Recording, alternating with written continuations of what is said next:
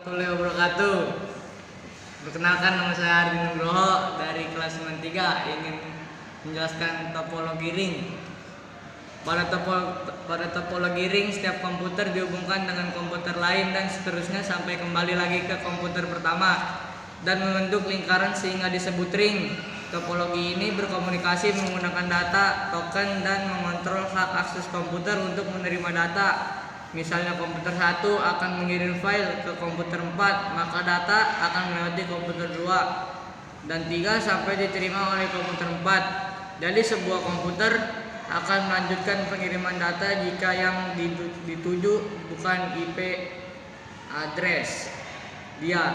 Topologi jaringan komputer. Kelebihan dari topologi jaringan komputer ring adalah pada kemudahan dalam proses pemasangan dan instalasi, penggunaan jumlah kabel LAN yang sedikit sehingga akan menghemat biaya.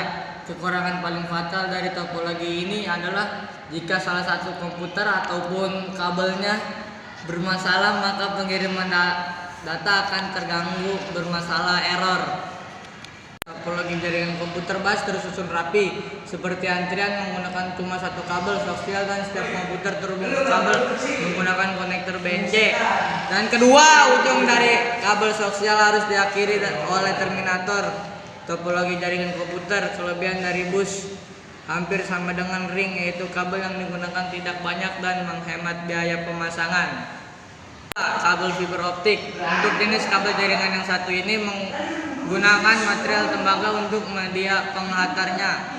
Kabel ini berbahan dasar serat kaca atau plastik dengan ukuran yang sangat tipis. Karena berbahan kasar dan kaca, maka tentu saja sinyal yang dikirim melalui fiber optik merupakan cahaya yang berasal dari sumber menuju tujuan, sehingga tidak heran jika transmisi menggunakan jenis kabel ini akan lebih cepat dibandingkan dengan jenis kabel jaringan lainnya. Hanya saja seringkali terjadi noise saat kabel terketuk. Modem pada jaringan komputer. Modem merupakan perangkat keras pada jaringan komputer yang berfungsi untuk menghubungkan lokal area network dengan jaringan internet. Modem merupakan singkatan dari istilah modulator dan demodulator. Kedua istilah ini memiliki pengertian dan fungsi yang berbeda. Modulator berfungsi mengantarkan sinyal informasi menuju ke sinyal pembawa, kemudian dikirim ke pengguna. Proses ini disebut modulasi, yang merupakan proses peralihan sinyal digital berubah menjadi sinyal analog. Sementara demodulator berfungsi untuk menerima data dalam bentuk sinyal yang lelah dikirim. Proses ini merupakan peralihan sinyal yang mulanya sinyal analog menjadi sinyal digital. Tujuan diubahnya sinyal analog menjadi sinyal digital adalah supaya bisa terbaca oleh perangkat komputer. Ini sekarang modem nih. Nah, repeater adalah alat yang berguna untuk menguatkan sinyal. Dengan alat ini, sinyal yang lemah dapat ditingkatkan daya jangkauannya sehingga dapat digunakan untuk cakupan wilayah yang lebih luas. Fungsi yang pertama dari alat ini adalah untuk memperluas daya jangkau sinyal. Jika sinyal lemah, maka daya jangkauannya akan lebih sempit. Sedangkan ketika sinyal kuat, maka daya jangkauannya akan lebih luas.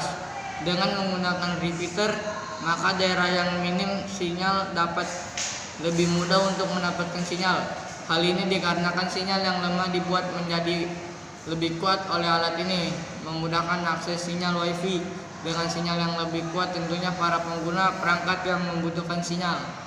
Jaringan adalah sebuah perangkat keras komputer yang mana berbentuk seperti kabel serta dirancang khusus untuk memenuhi kebutuhan sebagai penghubung.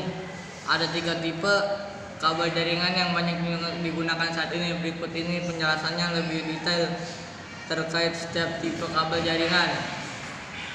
Komputer yang dapat digunakan untuk menghubungkan beberapa jaringan yang sama atau berbeda. Router adalah sebuah alat untuk mengirimkan paket data melalui jaringan atau internet untuk dapat menuju tujuannya.